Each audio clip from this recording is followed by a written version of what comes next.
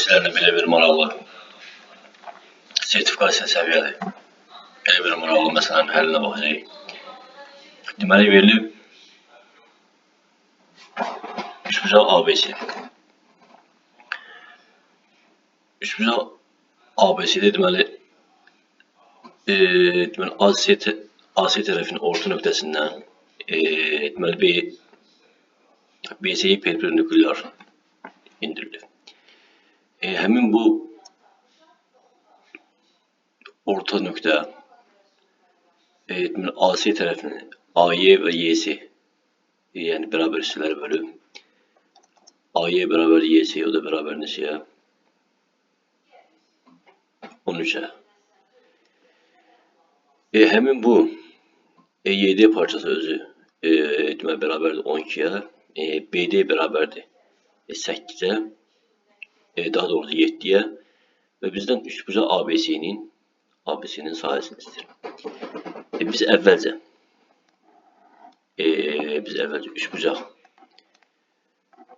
üçbucaq YDC'yə baxsaq.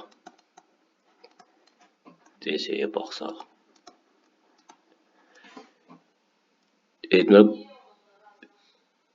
YD BC'yə perpendikulyar olduğu üçün üçbucaq YDC'də deməli bucaqda olacaq 90 dərəcə.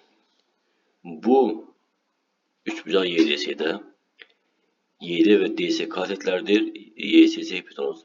Biz burada DC'nin Pifagor teoreminə görə neyini tapa bilərik. Deməli burada olacaq nə? YC'nin kvadratı çıxılsın YD'nin kvadratı. Deməli YC şərti verir bizə. Neçədir? 13'dür. 13'ün kvadratı çıxılsın. YD neçədir? 12. 12'nin kvadratı. 13'ün kvadratı olacaq 169. 12'nin kvadratı olacaq 144. 169'dan 144 çıxanda qalır 25.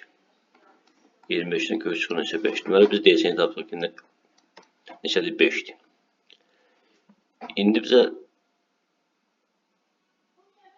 üçbucağın deməli AC tərəfi məlumdur bizə 26'dır.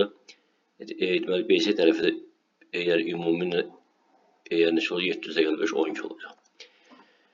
İndi biz bunun sahəsini tapmaq üçün üçüncü tərəfi tapıb yəni üç tərəf yəni məlum oldu Heron'un yəni tətbiq edib bu üçbucağın biz sahəsini tapa bilərik. Deməli bu üçbucağın AB tərəfi tapmaq üçün yəni biz nə edə bilərik? Üçbucağın ABC deməli bu Y nöqtəsindən deməli AB'yə paralel bir xətt çəkək. AB'yə paralel belə bir xətt çəksək. Yəni bunlar bir-birinə nədir? Paralel. Həmin BC ilə deməli BC ilə bitişik nöqtəyə deməli biz K desək. Burada AB paralel neçəyə? Nəyə? YK'ya.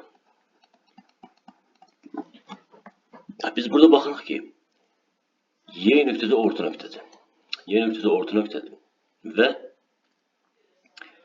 YK AB'yə perpendikularsa deməli həmin bu K nöqtəsi nədir? Orta nöqtəsi. Deməli burada BK bərabər olur. BK bərabər olur KC'yə. Deməli bura 7. O da bərabər olur. Bura yəni BC ümumi 12 olduğu üçün deməli BK bərabər KC, o da bərabər olan şey 6'ya. Yəni bura KC deməli 6'dırsa, yəni DC 5'dirsə şimdi KD'nin payını düşür neçə? 1. Yəni KD 1 olar. İndi biz bu üçbucağa baxsaq, üçbucaq K YD'yə baxsaq, Baxsa biz burada nə görürük? Bucaq D 90 dərəcədir.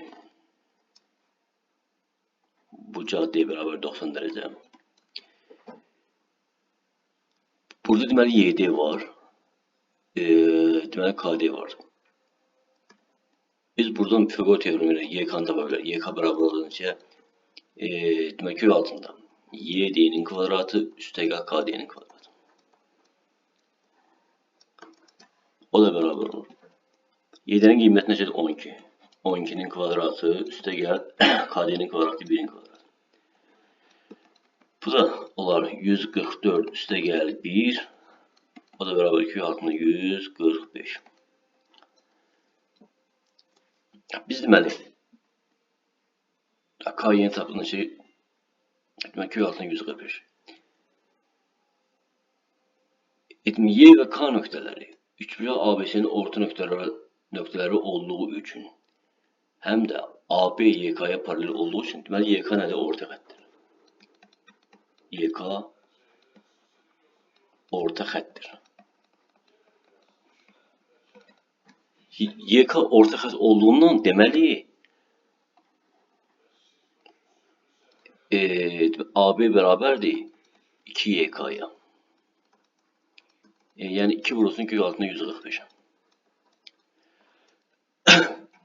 İndi bizdə üçbucağın AB tərəf verilib.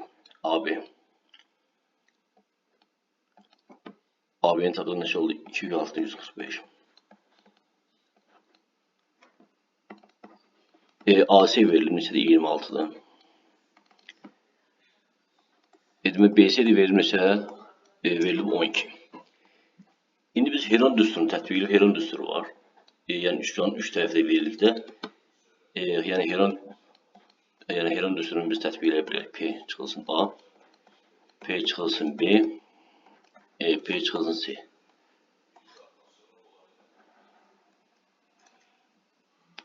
Burada P bərabərdir. A üstəgəl B üstəgəl C bölünsün 2'ye. Yəni yarım perimetre. Üçbucağın yarım perimetre.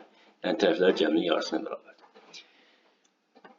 İndi biz burada Heron düsturunu tətbiq eləsək.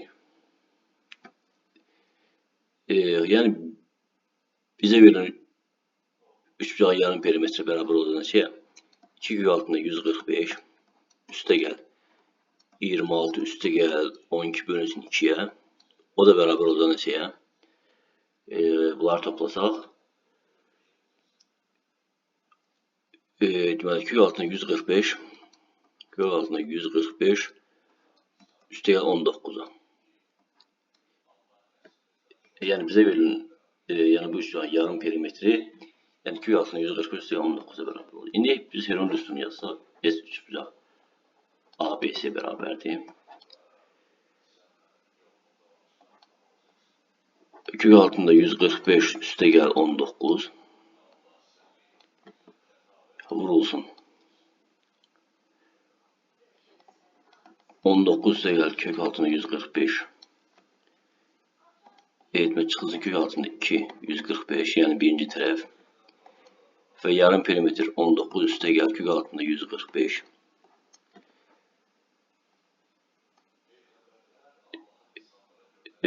deməli çıxılsın ikinci tərəf. İkinci tərəfində isə 26. 19 üstəgəl kök altında 145 çıxılsın. Üçüncü tərəfində isə 12. Bunları hamısını bir kökün altına yazsaq.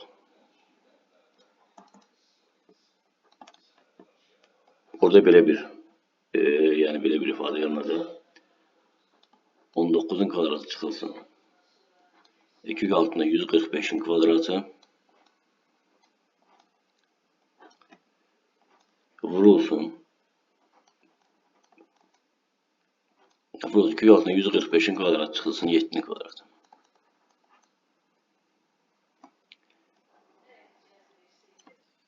Biz de bu ifadəni yəni hesablasaq